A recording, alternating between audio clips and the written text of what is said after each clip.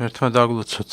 წყალობა და კურთხევა არ მოგაგლოთ ძვირფასო რადიო მსმენელებო და ყოველნო მართლმადიდებელნო ქრისტიანინო. ჩვენ მრავალ საკითხებს ვეხებით ჩვენ საუბრებში და უმთავრესი სათნოება, რომელიც ახსაზრდოებს ყველა სხვა სათნოებას, გახლავთ წმინდა მამათა აზრით ლოცვა. და ამდენად დღეს ჩვენ ლოცვის შესახებ ვისაუბრებთ. როგორი უნდა იყოს ადამიანის ყოველდღიური ლოცვა, როგორი უნდა იყოს დილის, საღამოს ლოცვები, როგორ უნდა ემზადებოდეს ამისთვის, რომ ღმერთთან კავშირი დაამყაროს ადამიანმა. ეს არის ჩვენი ერთ-ერთი უმთავრესი ამოცანა, რათა ღმერთში და ღმერთთან ცხოვრება შევძლოთ და ამით იწყება სწორედ ქრისტიანის სულიერი ცხოვრებაც. წმინდა მამების აზრით ღმერთთან კავშირი იწყება საღამოდან და ესე იგი ქრისტიანი საღამოს იწყებს მომდევნო დღისთვის მომზადებას და ამისთვის ყოველი დღის ბოლოს რაღაცნაირად დასვენებისთვის, სულიერი კითხვისთვის, ფიქრისა და გულმოდგინე ლოცვისთვის სჭირდება მას განმარტოება და სიჩუმე. დღის ბოლოს ასევე კარგი იქნება მარტო სეირნობა ან განსაკუთრებით მათთვის, ვინც გონებრივად შრომობს, ეს ხელს შეუწყობს გარკვეული ნერვიული სისტემის სიჯანსაღეს, თავიდან აგვაცილებს უამრავ განსაცდელებს უძინლობას და აი ამ სეირნობის, აი ამ მსჯელობის, დასვენების დროს სასურველია იესოს ლოცვას ამბობდეს ადამიანი და ნელ-ნელა ფიქრებით ემზადებოდეს საღამოს ლოცვისათვის და აი ეს ფიქრები შემდეგი სახის შეიძლება იყოს, მაგალითად რა წყალობა მივიღეთ ჩვენ განვლილი დღის მანძილზე ღვთისაგან და ამის გამო მადლიერება გამოვხატოთ ღვთისადმი, რა დავაშავეთ დღის განმავლობაში და ამის გამო შევინანოთ ჩვენი ცოდვები ჯერ პირად სულიერ ცხოვრებაში და შემდეგ უკვე აღსარების დროსაც ვიფიქროთ რა საქმე გვევალება ჩვენ ღვთისაგან ხვალინდელი დღისთვის და როგორ გავაკეთოთ ის უკეთესად და ამაზეც შეიძლება ფიქრი. კარგად უნდა ვიფიქროთ ასევე რას უნდა მოვერიდოთ ჩვენი, რა არის ჩვენი უფრო ძლიერი ნაკლი, რომელიც სისუსტე, რომელიც იწვევს სხვა ნებების და სხვა ნაკლოვანებების გამოვლინებას. აი ეს საკითხები უნდა იყოს დღის ბოლოს გარკვეულწილად დაჯამებული, საიმისოთ, რომ მომავალი დღე იყოს უკვე მშვიდი და კურთხეული. საკუთარი აი უძლურებისა და უღირსების შეგრძნებით, აი ესეთ ამდაბლებული ქრისტიანი და აი ამ განწყობით უნდა დადგეს საღამოს ლოცვაზე, ჩვეულებრივი წესის შესრულების შემდეგ კიდევ ერთხელ უნდა შეინანოს ღვთის წინაშე გასული დღის შეცოდებები, შეუძლია მას გონებაში ჩამოთვალოს კიდეც ისინი, რომლებიც უფრო მკაფიო და დიდია, რა თქმა უნდა, უფრო მეტად აწუხებს ადამიანს, თუმცა ყურადღებიანი ადამიანი მცირე თავის დანაშაულს და ნაკლსაც კარგად შენიშნავს და აღნიშნავს საკუთარ სინდისში. ამის შესახებ წერდნენ წმინდა მამები, მაგალითად იოანე სინელი ამბობს, რომ თუ დაუშვებ, რომ საღამოს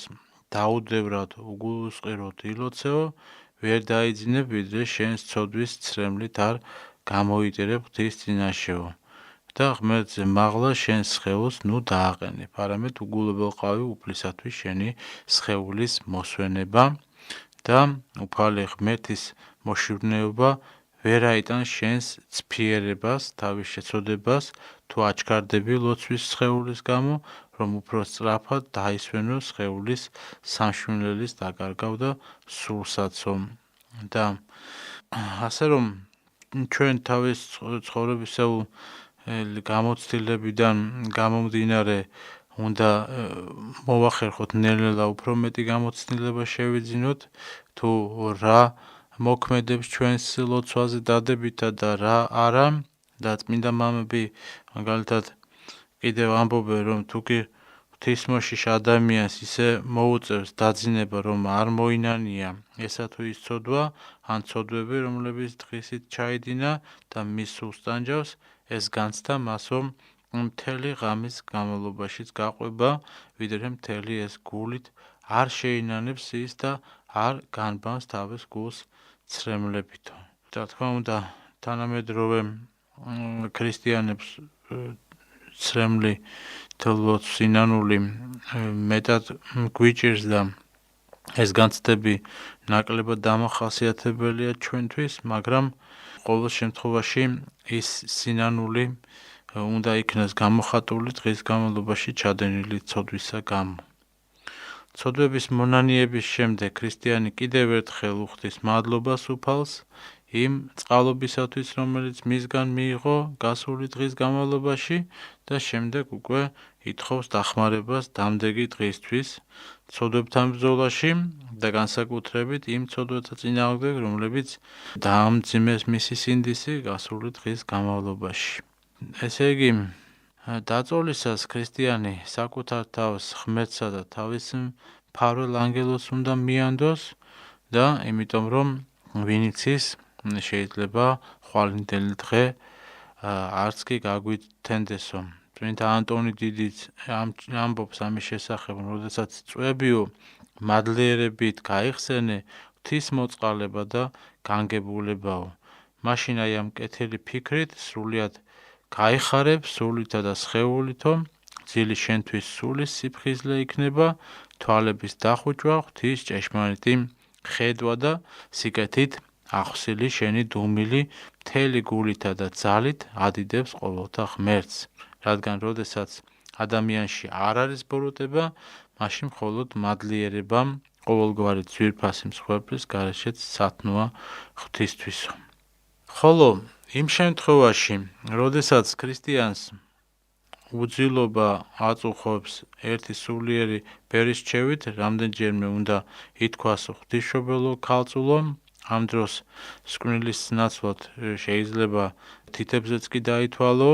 და შემდეგ გონებაში ისევ კვლავ იესოს ლოცვას უნდა მიუბრუნდეო და რა თქმა უნდა, კარგი იქნება თუ აი ასეთი ლოცვით ჩაგეძინება. შემდეგ, რა თქმა უნდა, აი ასეთი დამოკიდებულების შედეგად ჩვენ გვექნება ყურადღებიანი ლოცვა, გვექნება შესაბამისი სინანული და თქმა უნდა, ის მშვიდი ღამეც გვექნება და მეორე დღეც უკვე განსაკუთრებულად ყურადღებიანი და სიცოცხლით აღსავსე,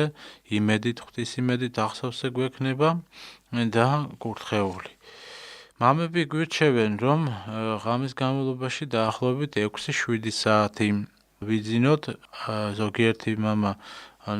თანამედროვე ქრისტიანობიდან გამომდინარე გვირჩევს 8 საათამდე ძილსაც, ეს ის პერიოდია, რომელიც აბსოლუტურად საკმარისია იმისათვის, რომ ადამიანმა ფიზიკურად დაისვენოს, მოადუნოს თავისი ნერვიული სისტემაც და შემდეგ შეუდგეს მომავალი დღის მსახურებას. ასე რომ, თუ დაძინების დროდ, აი ეს აღამოს დავუშვათ 10-11 საათს ჩავთვლით და ძილის დასასრულს 7-8 საათი, გამოგვივა, რომ აი 6-7 საათისკენ ადამიანი უკვე უნდა იყოს ფხიზლად უფრო და შეძლებს უფრო მეტი საქმის კეთებასაც. ეს მეცნიერებმაც თავისი მოღვაწეობით დაამტკიცეს, მათი ცხოვრება ცხადყოფს ამას, რომ ისინი თავისი ესეთი დატვირთული მუშაკობა, რომელიც ჰქონდათ კარგად გადანაწილებული დღის განმავლობაში, სწორედ დილის ადრინდელი მუშაკობით იწყებოდა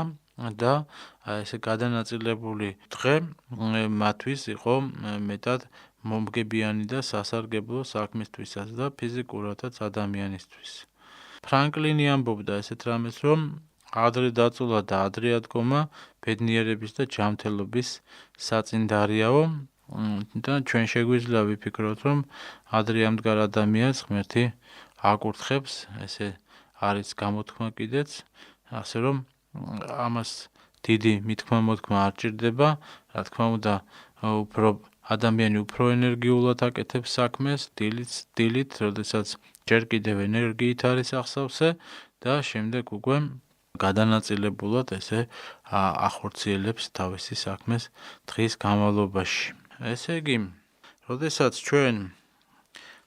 დავიწყებთ უკვე აი ამ დილის მსახურებას, დილის საათებში, ესაა თითქოს ახალი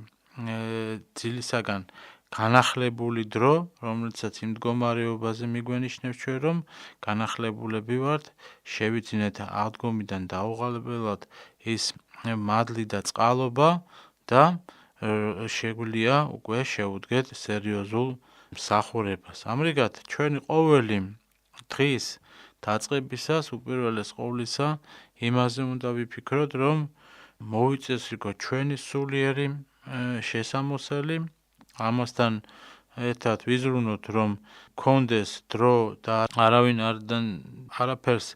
დაგვიშალებს ხელი ამ პასუხისმგებლობისაგან, ჩვენ ვერავინ ვერ გაგვათავისუფლებს,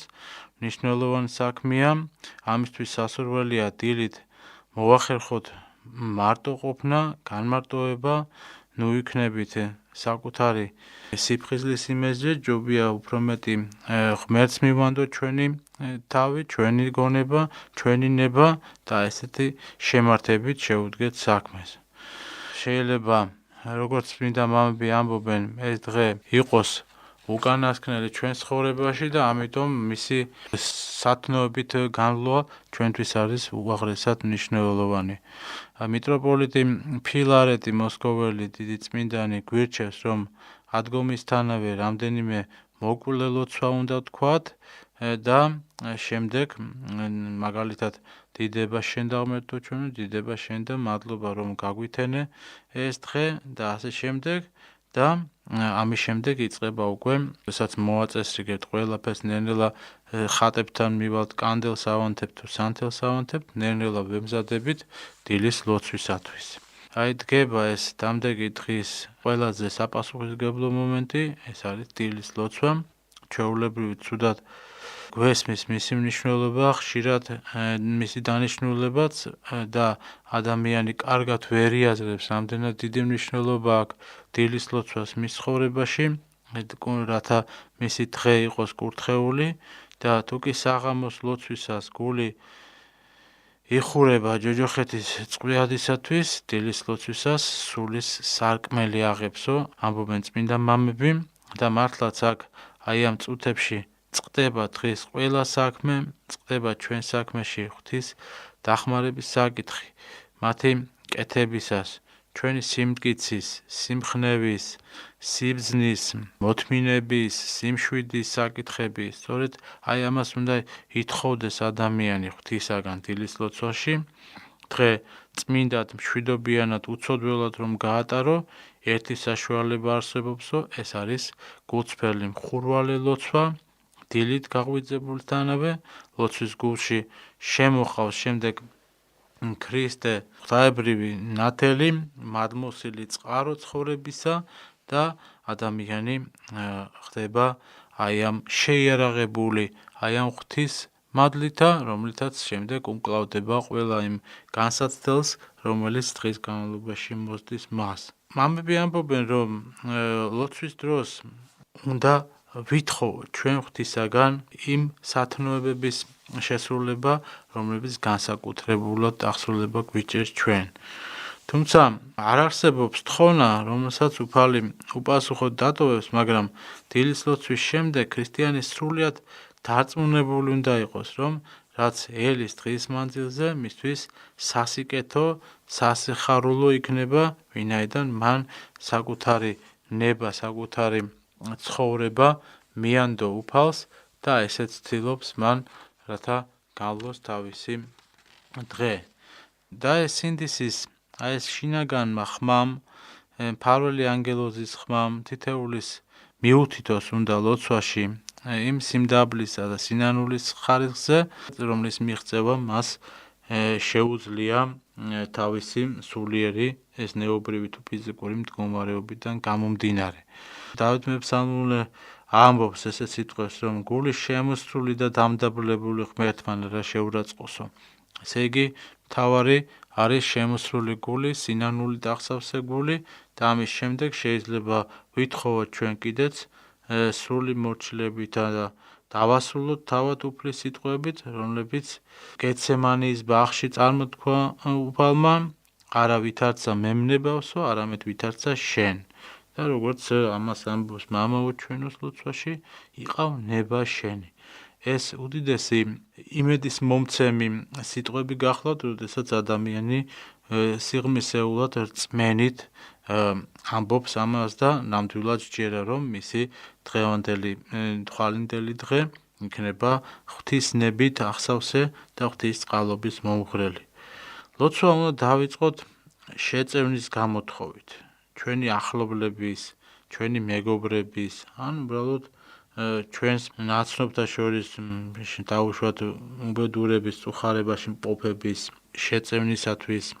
და დაცემული ადამიანების და სულიერ საფრთხეში მყოფთათვის ლოცვა ეს აუცილებელი პირობაა. შემდეგ მხურვალოდ უნდა ვილოცოთ ჩვენ ასევე განსვენებული ნათესავებისა და მეგობრებისათვის. ეს ის განსაკუთრებულად მნიშვნელოვანია, რადგან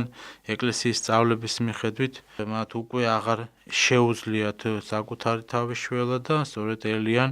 ახლობლებისაგან და ოჯახის წევრებისაგან შეწევნას ლოცვის დროს. საერთოდ მამები გვირჩევენ, რომ მთავარია ზნეობრივ სულიერი წყობილება მოვიწყოთ ჩვენ, ესე იგი სათნოთ ღვთისთვის, რათა ნომერ პირველი საქმე იყოს სწორედ სულიერი და ზნეობრივი წინსვლა და როგორც შემდეგ წმინდა წერილი ბრძანებს, ეძიებდეთო პირველად სასუფეველსა ღვთისასაო და სიმართლესა მისსა და ესე ყოველივე შეგეძინოთ თქვენო. ანუ, როდესაც ჩვენ ვიწყებთ დღეს იმით, რომ ვიზრუნოთ პირველ ყოვლისა ღვთის სიმართლეზე და სათნოებებზე, მაშინ სხვა დანარჩეს იმყოფით საკითხებს გვიგვარებს ჩვენ უფალი და გვაძლევს უდიდეს წყალობას. ამიტომ უფალს შეიძლება მივმართოთ ჩვენ მხოლოდ სულიერი დახმარების თხოვნით, ჩვენი ცდუნების დასაძლევად და იმ მიდრეკილებების, ცოდვისმიერი მიდრეკილებების დასაძლევად, რომელიც ჩვენ უნდა გქონდეს უკვე საკუთარ თავში დაფიქსირებული, რომლისაგან განთავისუფლებაც უნდა ვთხოვოთ ჩვენ ღმერთს. დილის ლოცვის დამთავრების შემდეგ, ესე იგი, ეს ლოცვა რა თქმა უნდა მოძღვართან უნდა იქნეს შეთანხმებული და ის კანონი, რომელიც მოძღვისაგან აქვს აღებული ქრისტიანს, ის პირნათლად უნდა შეასრულოს და მის შემდეგ უკვე შეგვიძლია გარკვეულწილად შევამოწმოთ ჩვენი თავი, ასე ბრძანებენ მამები, გამოიღო თუ არა დილის ლოცვამ სულიერი ნაყოფი, ეს თურმე თნაირად უნდა შევნიშნოთ ჩვენ, რომ გარკვეულწილად ადამიანში უნდა იგრძნობოდეს სიმშვიდე, ღვთისადმი მინდობლობის ტოლვა და იგრძნობოდეს ეს სიმტკიცე, უფლის სიახლოვის ყოფნა, რწმენა, გულში გარკვეული სითბო, ღვთისადმი და სიყვარული. და ასე ამბობს ბერი სილუანე ათონელი, რომ თუ ჩვენი ლოცვა ღვთისთვის სათნოა, სულიწმინდა მოწმობს ამასო და სასიამოვნო და მშვიდი განწყობითო. ამასვე ამბობს იოანესინელიც, როდესაც ბრძანებს, რომ ლოცვის წარმატება იგრძნობა სულიერი ძალის მიხედვით, რომელსაც შინაგანად გვგზნობ ჩვენ საქმეების კეთებისას და იმ შინაგანი ნათლით, რომელიც სულში გვიდრდებაო. ანუ, ესე იგი, წმინდა მამები გვირჩევენ, რომ ლოცვის დამთავრების შემდეგ ცოტა ხანი დავრჩეთ ადგილზე, არ ვიჩქაროთ სხვა საქმეზე გადასვლა, რამოდენიმე წუთით მაინც სიჩუმეში გავატაროთ დრო და აი ამ დროს შეიძლება სული წმინდანმა გვამცნოს ჩვენ მისთვის სასურველი აზრი ქრისტიანის სულისთვის, რომელიც დილის გულმოდგინე ლოცვითაა განწმენდილი და შეიძლება ეს აზრი იყოს ძალიან სათნო და ძალიან მართებული და სწორედ ის, რომელიც გვესაჭიროება ჩვენ დღის განმავლობაში. ამის შესახებ ამბობს თეოფანი დაყუდებულიც, ის ამბობს, რომ როდესაც ლოცვას დაასრულებ, მაშინ დაიწყებ სხვა საქმეს, არამედ ცოტა ხნით გაჩერდი, დაფიქრდი, რა მსახურება ავასრულე, რას გავალდებულებ შენეს, შეინარჩუნე ეს ლოცვის შემდეგ ეს განწყობა, ამათ შენზე განსაკუთრებულად უნდა იმოქმედოსო. და ლოცვის შემდეგ რა თქმა უნდა დავლიოთ უნდა ნაკურთხი წყალი, მივიღოთ სეფისკვერი თუ ანტიდორი თუ არტოსი და ამით იკურთხება, განმტკიცდება სხეულით და სულით და მხოლოდ ასეთი სულიერი საძირკველის ჩაყრის შემდეგ რო იყვიან შეიძლება უკვე შევუდგეთ ჩვენ დღის სხვა საქმეებსაც. ერთი სიტყვით სულიერ ცხოვრებაში უაღრესად მნიშვნელოვანია დილის და საღამოს ლოცვების კითხვა. ჩვენ როგორც ხედავთ, მამები გვირჩევენ, რომ დღის განმავლობაში გაკეთებული საქმე თუ ჩადენილი ცოდვა საღამოს პირას უნდა შევინანოთ, გარკვეული მცირე სამსჯავრო საკუთარ თავს ადამიანმა უნდა მოუწყო, ვიდრე წმინდა მამების თქმით, ვიდრე არ დამდგარა ის სამსჯავრო, რომელზეც ჩვენ ეს ცოდვები მოგვეკითხება. ამიტომ კარგია დაიწყოს კაცმა საკუთარი სინდისისადმი დიდი ყურადღების მიქცევა, რომ არ გაეპაროს მას განსაკუთრებულად დიდი ცოდვები და შემდეგ უკვე აი ამ ყურადღებიანი სულიერი ცხოვრების შედეგად მას შეუძლია, რა თქმა უნდა, იმ მცირე ცოდვებსაც მოუღოს ბოლო და საბოლოო ჯამში ცხონდეს. წმინდა მამათა ცხოვრება ამის საუკეთესო ნიმუში არის, ისინი გვასწავლიან ჩვენ, რომ ლოცვის გარეშე არ არსებობს ცხოვრება, ლოცვის გარეშე ეს არის სიკვდილი, ლოცვა არის სუნთქვა ადამიანისათვის, ხოლო დანარჩენი ლოცვის გარეშე ცხოვრებით ადამიანი ნელ-ნელა კვდება და თვითონაც ვერ ხვდება ამას.